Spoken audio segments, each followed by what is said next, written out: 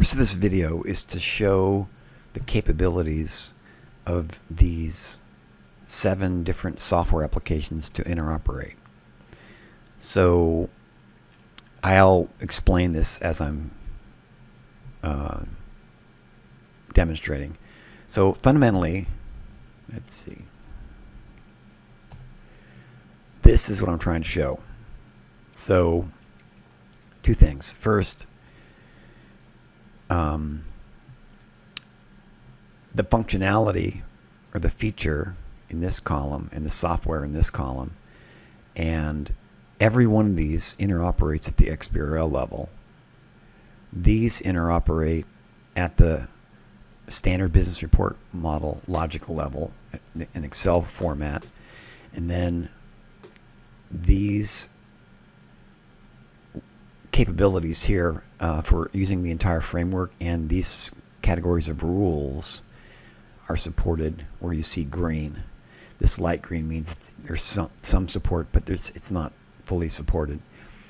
Another way of looking at it is this graphic here. So all this started when I created this Microsoft Access database. So here is the most current version of that database that has basically been updated to use the most current version of the logical model. So here I can connect to a SQL table that has the logic in it. This is the same information that is in this Excel spreadsheet that I'm going to use for this demonstration.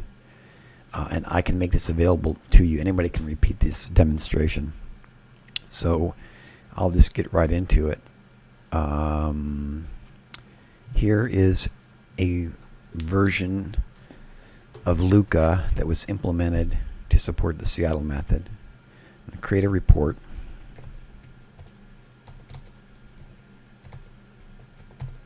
Called Interoperate.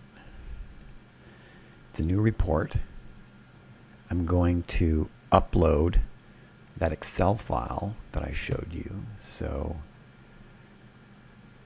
here is the Excel file.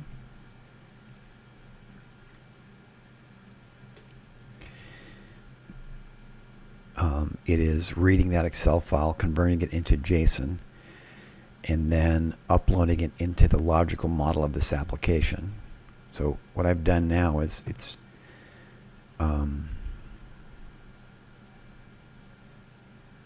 uploaded the report.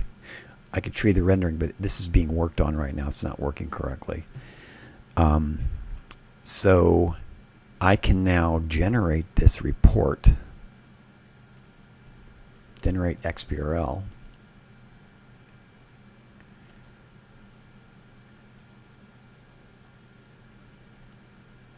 This may not make sense to a lot of people, but I'm going to cut that and I'm going to paste that here. So I basically just output XBRL. I'm going to grab the XBRL. I'm going to unzip it. And I'm going to run UB matrix XPE verification. What that's going to do is generate some XML files that are used to verify that the XBRL and the XBRL calculations and the XBRL formulas are all functioning properly. So after this completes, this is just a batch file. UB matrix XBRL processor. It's a batch. It's a command line XBRL processor, basically.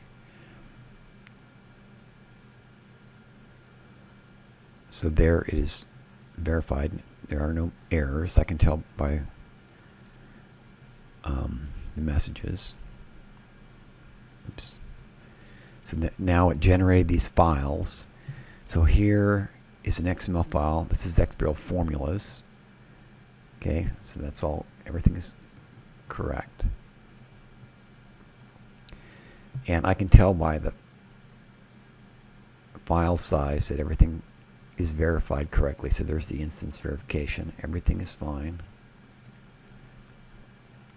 So what I'm going to do next is I'm going to take that same Excel file and I'm going to upload it into, oh, actually I'm going to use the one that was output. I'm not going to use the same one. Wait, I haven't downloaded it yet. Yeah, let me finish this. So I download the XBRL, but what I want to do is download the Excel. I do not want the derivation rules. I want the model and the report. I'm going to download that.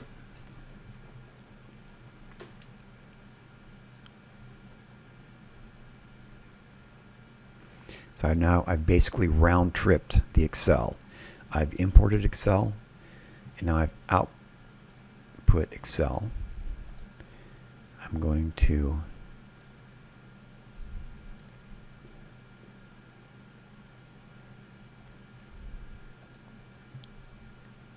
paste that here, and I'm going to use name it the current date.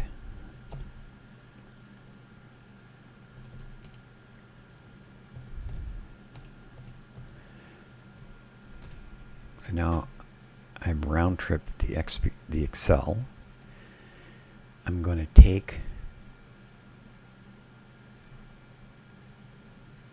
the Excel and I'm going to upload that to Audit Chain Pacioli. That's uploaded. I can put in some additional stuff. I'm not going to go into that. I'm going to verify this.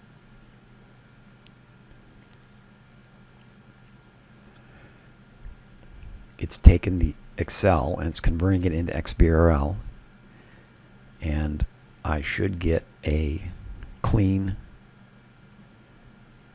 report. It's all green.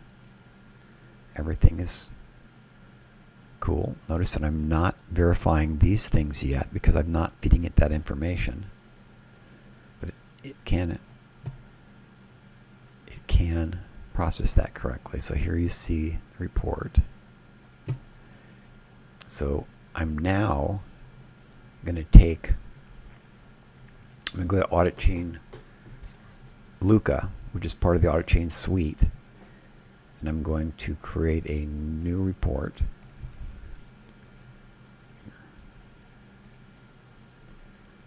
I'm going to now grab the file that I just downloaded from the other version of Luca.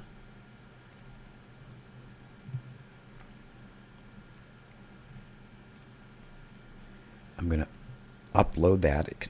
It converts the Excel into JSON, and then it's been uploaded. I'm going to now verify, and I'm going to use the extended verification that Luca supports via Pacioli. So Luca generates all these things that Pacioli requires to do the validation. So I can validate it, and I should get a clean validation report, and all the different categories of verification will be performed.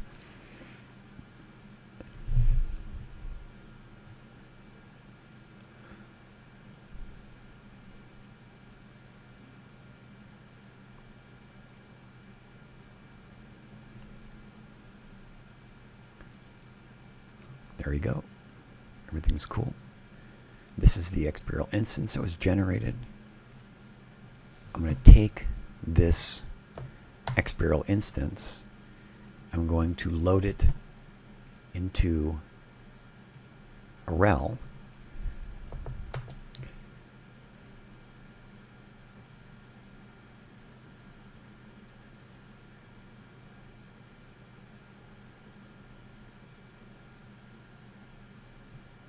You can see it loading. So it's loaded. There's the report. This is not built to really view for a business person to view it. I'm going to now validate it.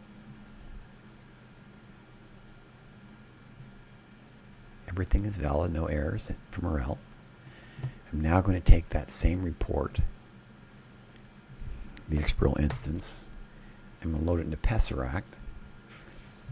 This has some, it does not do full XBRL validation, but it has a very nice viewer, so you can see the report extremely well.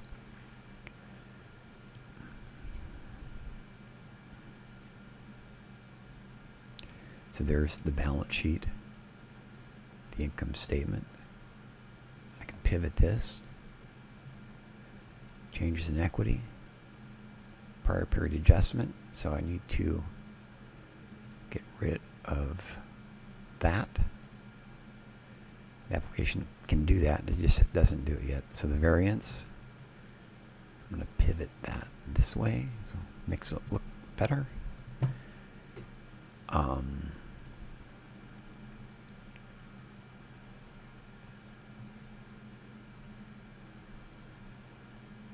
This is a bug. This shouldn't be there. I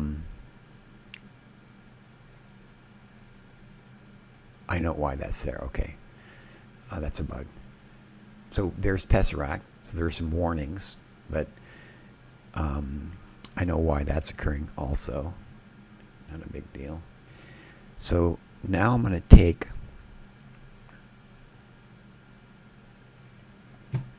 and go to, I'm going to go to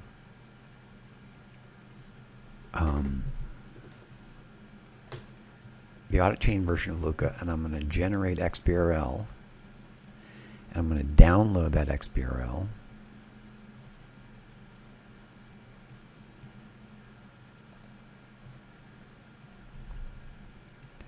I'm going to put it into this subdirectory. I'm going to again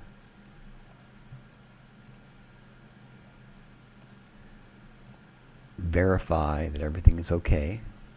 So I'm basically round tripping this stuff between Excel and XBRL and 7 different software applications, and I'm showing that I can do all this and it's interoperable. There are no errors, and I'm showing that Audit Chain can verify completely everything consistent with the Seattle method. So you get a full, complete verification of the fundamentals of a report.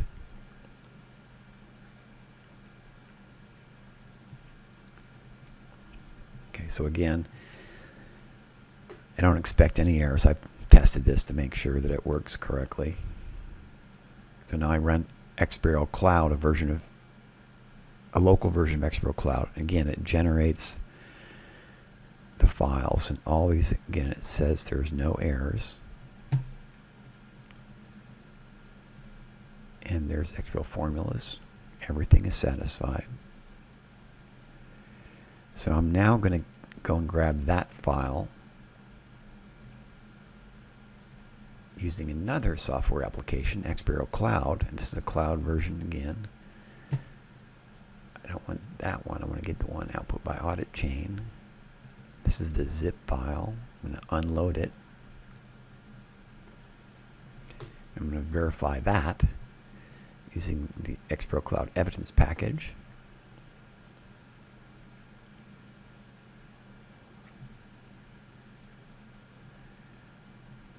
So everything is okay. And again, you can see the report. Very nice renderings. So notice how I didn't have to change that. I didn't have to remove that one fact. This XBRL Cloud does that correctly. And again, I can go through all these. This is fine. So there's one final thing that I want to do. What I want to do is I want to take this XBRL generated by Audit Chain, and I want to now upload that XBRL.